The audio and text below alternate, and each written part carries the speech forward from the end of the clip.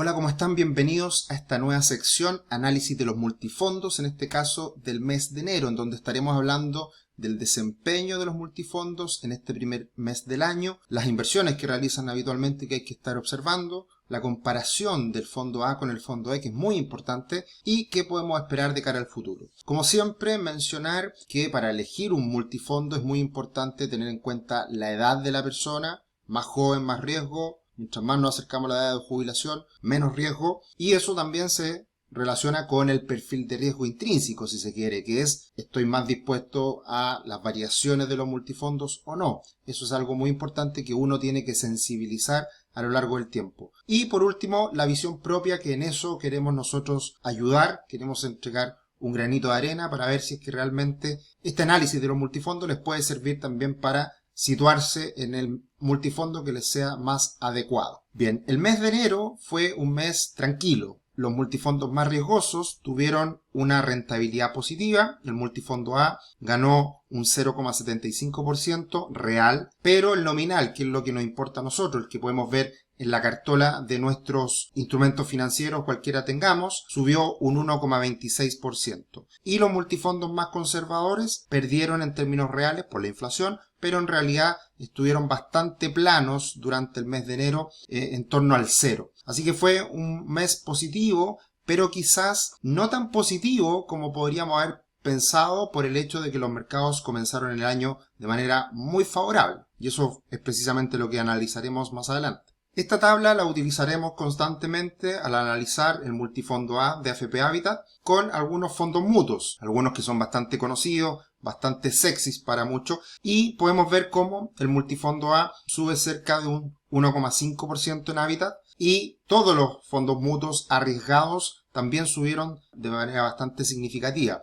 Ahora, tomando en consideración el comportamiento de un año atrás a la fecha, evidentemente el multifondo A es el que pierde menos. Y acá siempre detenernos en este punto. El multifondo A es un fondo arriesgado, pero no tan arriesgado como otros fondos que invierten en acciones, porque el multifondo A tiene que invertir también una parte en renta fija. Y en el ámbito de los fondos más conservadores podemos ver cómo en general los fondos mutuos están rentando muy bien, los de liquidez, los mercados monetarios, porque están invirtiendo en depósitos a plazos que están también entregando rentabilidades muy buenas, en algunos casos cerca del 1%. Y en ese sentido, el multifondo E renta menos, sube prácticamente nada, por el hecho de que está invertido en renta fija de más largo plazo. Y por lo tanto, no se ve beneficiado por estos retornos mayores que estamos observando en depósito a plazo, mercado monetario. Pero también, de nuevo, si miramos el análisis de un año a la fecha, tenemos que el multifondo E ha subido un 20%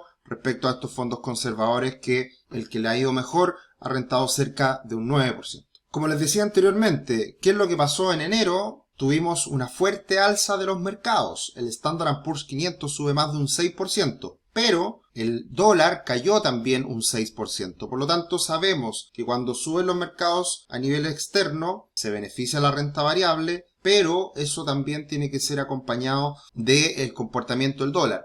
Y como el dólar cae prácticamente el mismo 6%, tenemos una diferencia positiva muy menor para los fondos más riesgosos. Y eso es lo que precisamente pudimos observar a lo largo del mes de enero. Y en cuanto a renta fija, tuvimos un comportamiento prácticamente plano, porque en general la renta fija y las tasas de interés de más largo plazo se han mantenido también bastante estables. Si miramos el detalle del comportamiento de las principales plazas bursátiles del mundo, tenemos que el Standard & Poor's 500 sube poco más de 6%, el Nasdaq 100, acciones tecnológicas, sube más de un 10%, pero si nos vamos a mirar el mundo, tenemos mejores desempeños. Alemania subiendo más de un 13%, China, Francia subiendo más de un 11%, al igual que Australia, México subiendo más de un 16%, se queda un poquito rezagado Brasil subiendo más de un 8%, y si miramos el conjunto de mercados emergentes, en donde también está Chile, podemos ver que suben más de un 9% en el mes de enero. Así que partimos el año con el pie derecho, como cañón, subiendo muy fuerte, y eso obviamente que es una señal positiva para lo que podemos esperar de cara al 2023. Y lo acompañaremos precisamente con estadísticas relacionadas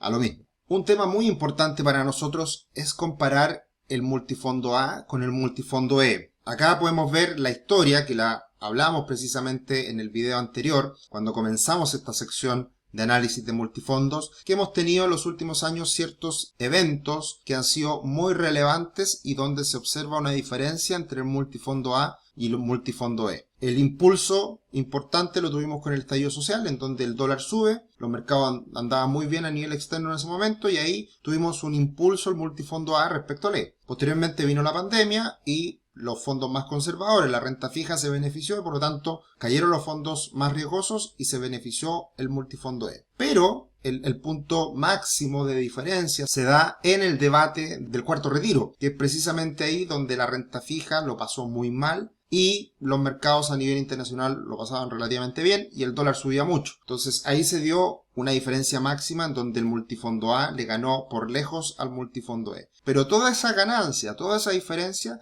prácticamente se ha anulado en el momento actual. Los multifondos más arriesgados se han debilitado y los multifondos más conservadores han subido con mucha fuerza y por lo tanto volvemos a un escenario de equilibrio, de estabilidad o de normalidad. Ahora lo que hay que tener en cuenta en este gráfico, y si lo miramos ya limpio en el contexto 2011 a la fecha, debiéramos ver una línea continua en el largo plazo ascendente. ¿Por qué? Porque el multifondo A debería obtener mayores retornos que el multifondo E en el largo plazo y por lo tanto debiéramos tener una tendencia alcista a lo largo del tiempo. Eso es muy importante y eso lo podemos ver en el análisis de los últimos 5 años. Si nosotros tuviéramos que hacer una proyección del comportamiento de largo plazo, multifondo A, multifondo E, debiéramos tener una trayectoria recta como la línea roja que observamos ahí. Y eso no ha ocurrido. De hecho, hoy día esa comparación está por debajo de la línea roja. Y por lo tanto, ¿qué es lo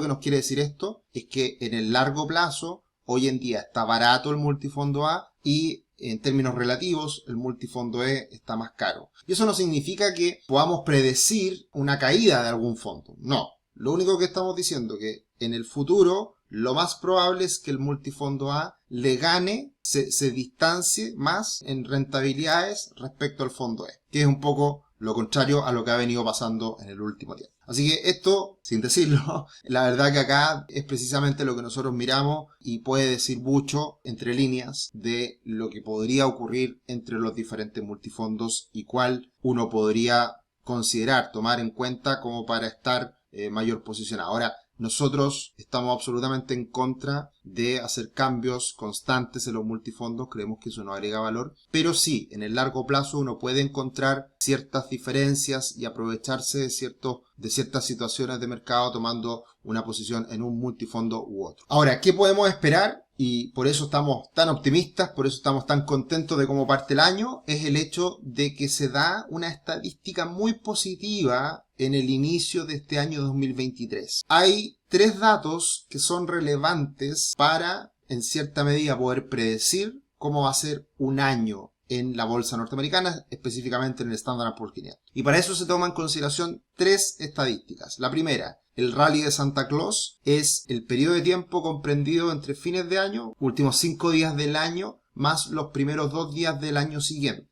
Ese es el rally de Santa Claus que muchas veces se habla. Después están los primeros 5 días del año, que también son relevantes, cómo parte el año, cómo parte la demanda de acciones en el año. Y luego, el mes completo de enero también es muy relevante. Si se da esta trifecta, si se dan estos 3 datos positivos, hay una alta probabilidad de que el año en curso sea favorable. Acá tenemos las estadísticas desde 1950 a la fecha y podemos ver, cuando ha ocurrido esto, que el 90% de las veces la bolsa ha subido, con excepción del año 2018, el año 2011, que fue prácticamente plano, y el año 1966. Por lo tanto, el 90% de las veces los mercados suben cuando se da esta trifecta. Y el avance promedio, el alza promedio, es de un 17,5%. Así que es una muy buena estadística, muy positiva a las perspectivas en función de estos datos. Ahora, si le agregamos 2 factores adicionales, es decir, ¿qué pasa cuando el año pasado fue negativo, como fue el 2022, caída del 19,4%, y además le sumamos que enero parte como cañón, subiendo más de un 5%, en este caso un 6,2%, en las 5 oportunidades pasadas, 1954, 1961, 1967, 1975 y 2019, todas fueron positivas para el mercado. Todas fueron positivas para el Standard & Poor's 500. Y en promedio subieron cerca de un 30%. O sea, es realmente una data potente que nos dice que podría ser un muy buen año el 2023. Ahora, son estadísticas, son datos, no son infalibles. Hay años que no ha salido bien esta situación. Ahora, si miramos el comportamiento de los diferentes instrumentos que nos importan, que es el Standard & Poor's 500, el dólar y la renta fija, el bono del tesoro de 10 años de Estados Unidos, tenemos que evidentemente la bolsa norteamericana cambió la tendencia bajista del último tiempo y podría ir a buscar en el corto plazo fácilmente los 4.300, 4.400 puntos. ¿Puede subir más? Sí, pero es más difícil, en el sentido de que de todas formas va a ser un año complejo, un año difícil, y nosotros somos más de la idea, lo hemos comentado en la visión semanal de los mercados, que este año más bien debería ser un año lateral. Si llegara a los 4.300 puntos, el Standard & Poor's 500 estaría subiendo en el año un 10%. Y eso ya es muy bueno para el año actual y probablemente se quede ahí pegado por mucho tiempo, o en vaivenes que al final no nos van a llevar a muchos lados, para tenerlo en consideración. Porque ya venimos con un mes de enero muy positivo. El dólar está cayendo de manera muy relevante y ya se está acercando a los 770 pesos. Nosotros ahí creemos que está llegando a un piso. Y por lo tanto, si está llegando a un piso el dólar, para los fondos más riesgosos puede ser esto positivo, porque ya está internalizado un peor escenario para el dólar. Y una pequeña recuperación o una estabilización en el futuro en torno a 800 pesos ya debería ser positivo para los multifondos más riesgosos. Y respecto a la renta fija, tenemos que el bono del tesoro de 10 años está ahí, a punto de romper a la baja, y esto es muy bueno, porque si rompe este soporte, los 3,40, ya estamos dando por hecho de que la inflación se controla, que la Reserva Federal no va a subir más las tasas, y eso debería ser positivo para los mercados en su conjunto, y en particular para la renta fija también podría ser muy positivo. Entonces, en general, estamos viendo un inicio de año muy favorable, puede ser beneficioso para todos los multifondos. Lo único que hay que tener en cuenta es que en relación multifondo A, multifondo E, se ha